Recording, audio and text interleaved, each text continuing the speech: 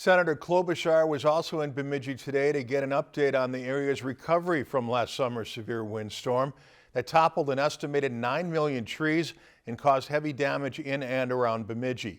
The trees that are down now represent a fire danger this spring, and Conservation Corps workers are already hard at it, removing and then burning debris.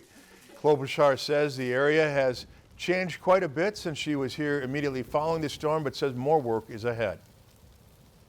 It is phenomenal, the change, and was able to just see the resilience of the community, and it looks a lot different. But again, there's still challenges. I'm glad that insurance covered some of the, like Sanford Center and some of the places, but we know it's still been a lot of work going on to try to get the funding on the state level, and I know some of that's happening right now, but we've got to make sure that we get as much funding to Bemidji as we can. Tomorrow night, we'll take a closer look at the work being done by the Conservation Corps and hear about the concerns with the increased fire danger this spring.